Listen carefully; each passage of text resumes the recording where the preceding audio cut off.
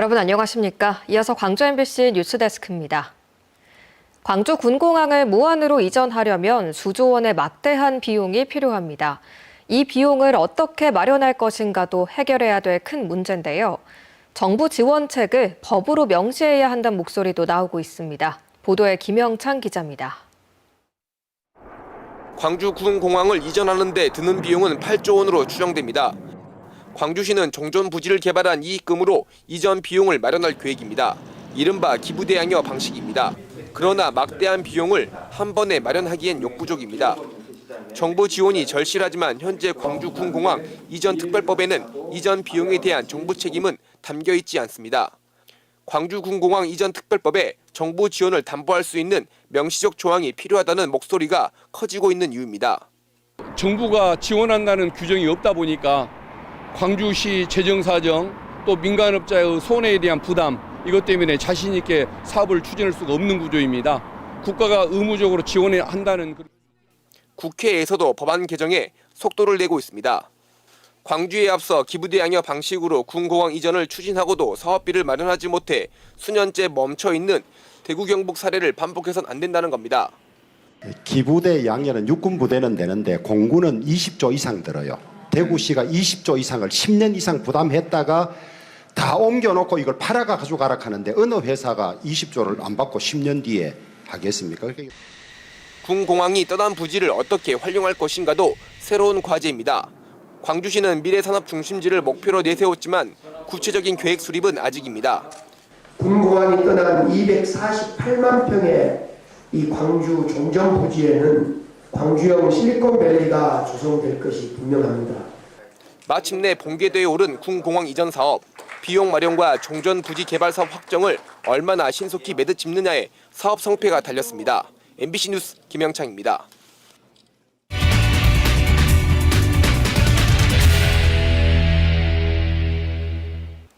전통시장이 갈수록 고령화되고 있습니다. 상인뿐만 아니라 손님 중에도 청년층을 찾기는 힘든데요.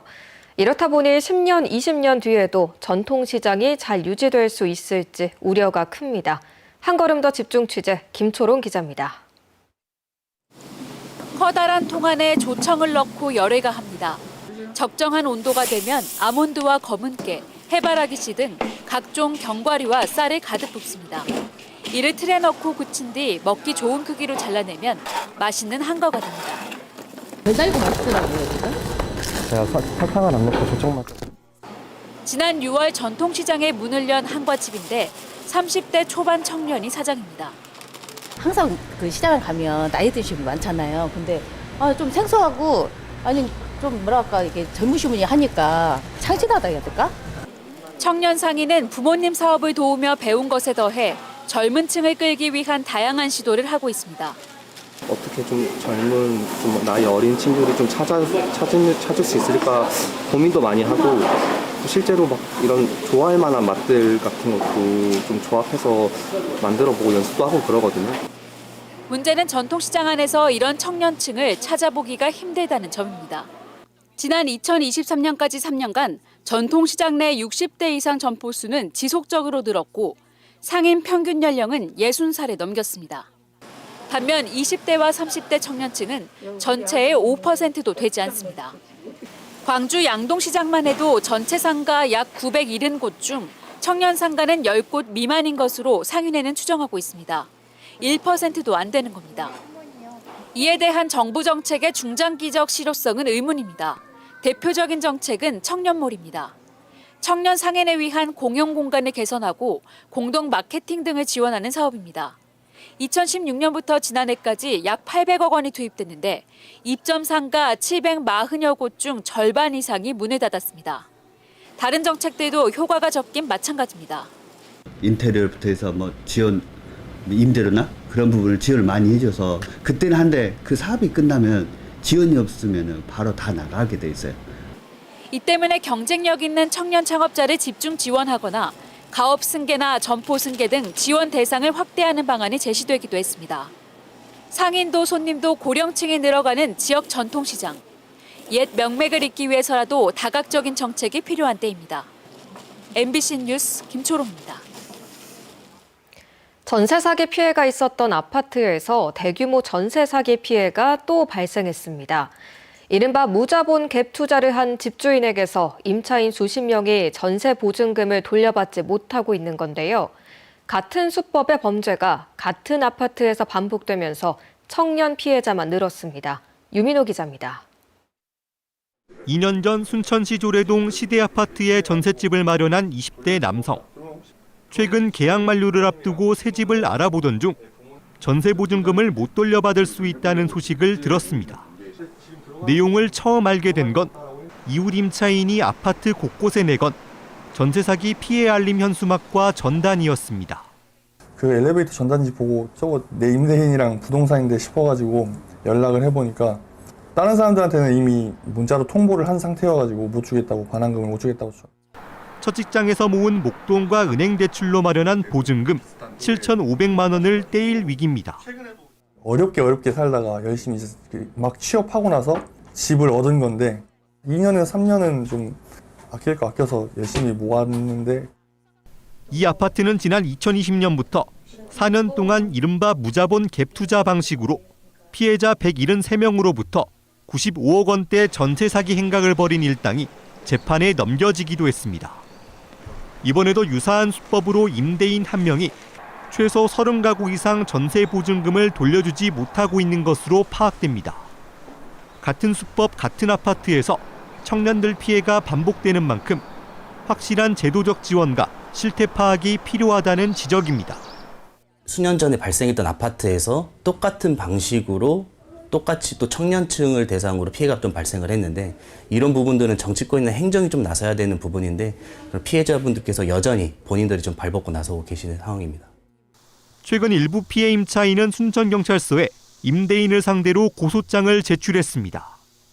경찰은 곧 피해자들을 불러 조사를 시작한 뒤 본격적인 수사에 착수할 예정입니다. MBC 뉴스 유민호입니다. 2년 전 중등부 축구단이 해체됐던 여수에 새로운 유소년 축구단이 창단했습니다. 제2의 손흥민을 꿈꾸는 축구 꿈나무들이 내년 소년체전을 목표로 힘찬 첫발을 내디뎠습니다. 김단비 기자입니다. 애뜬 얼굴에 유니폼을 입은 선수들이 훈련에 몰두합니다. 숨 돌릴 틈 없이 공을 차다 보니 추위는 사라지고 축구 꿈나무들의 얼굴에는 송골송골 땀이 맺혔습니다. 지난달 대한축구협회에 공식 등록을 마친 15세 이하 중등부 유소년 축구단 여수해양FC입니다. 현재 축구단에는 여수 지역 초중학생 22명이 참여해 훈련을 이어가고 있습니다. 협회 등록 후 3주 만에 첫 승을 거두면서 선수들의 사기가 많이 올랐습니다. 힘들기도 하지만 친구들과 함께 하니까 행복하고 즐겁습니다. 손흥민을 뛰어넘는 그런 유명한 축구 선수가 되겠습니다. 여수해양FC U15가 창단하기까지 우여곡절이 많았습니다. 여수 지역 유소년 축구팀은 미평초 초등부와 구봉중 중등부, 2020년 창단된 여수해양FC U18이 있습니다. 하지만 2년 전 구봉중 축구부가 해체되면서 초중고로 이어지는 진학 선순환이 깨졌습니다. 그 사이 선수 생활을 중도 포기하거나 다른 지역으로 진학하는 사례가 생겼고, 초등부 축구단의 존재마저도 위태로운 상황에 놓였습니다. 이를 해결하기 위해 여수 공공스포츠클럽과 여수시가 힘을 모았습니다. 중등부 축구단 창단과 운영은 공공스포츠클럽이 책임지고, 여수시는 고향사랑 기부금 등을 통한 후원을 약속했습니다. 앞으로 초중고 연계 시스템에서 중간 역할로 좀 저희가 좀 책임감 가지고 잘 해야 될 것 같습니다. 내년 소년체전 선발전 출전을 목표로 하고 있는 여수해양FC U15. 선수 유출을 막고 유소년 유망주 발굴을 통해 축구 저변을 넓힐 수 있는 계기가 될 것으로 기대를 모으고 있습니다. MBC 뉴스 김단비입니다. 석유화학 위기 속 일본은 정부 주도의 구조 재편으로, 독일은 친환경 석유화학 기업으로 전환해 위기를 돌파했다는 소식 전해드렸습니다. 이런 가운데 위기의 중심에 선 여수는 다가올 미래를 위해 무엇을 준비해야 할까요? 최왕지 기자가 취재했습니다.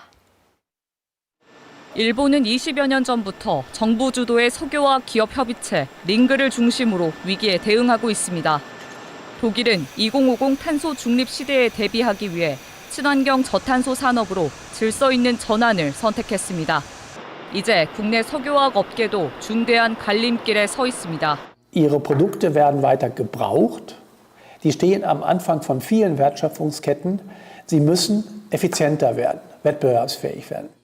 LG화학이 만든 스페셜티 PVC입니다. 건축 자재와 생활용품 등에 쓰인 기존 PVC는 LG화학의 수출 효자품이었지만 3년 전부터 중국의 공급 과잉에 적자로 돌아섰습니다.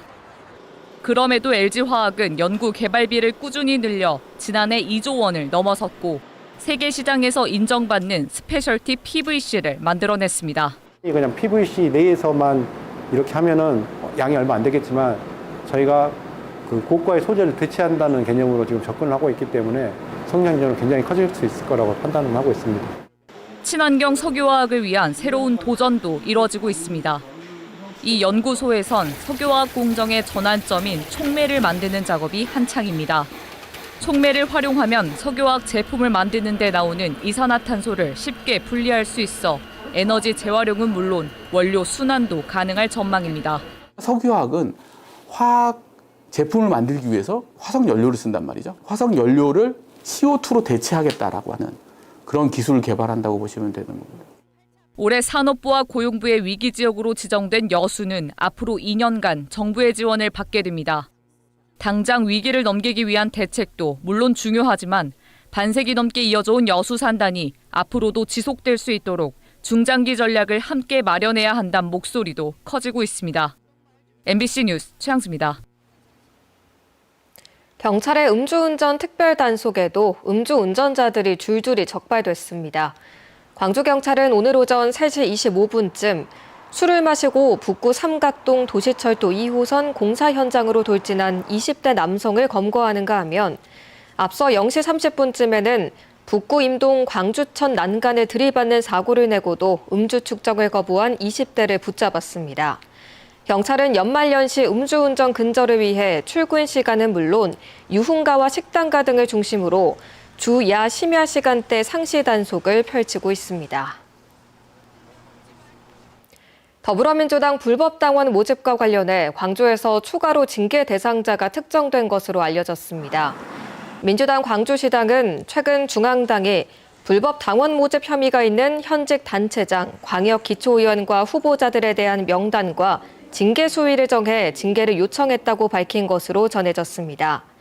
이들은 허위로 주소를 기재하거나 명의를 도용하는 등의 방식으로 당원을 모집했던 것으로 드러났으며 광역기초의원급 후보자 등은 광주시당에서 직접 징계할 예정입니다. 전라남도가 국립의과대학 신설과 관련해 대통령실과 정원 규모를 합의했다는 소식이 알려지면서 논란이 일고 있습니다.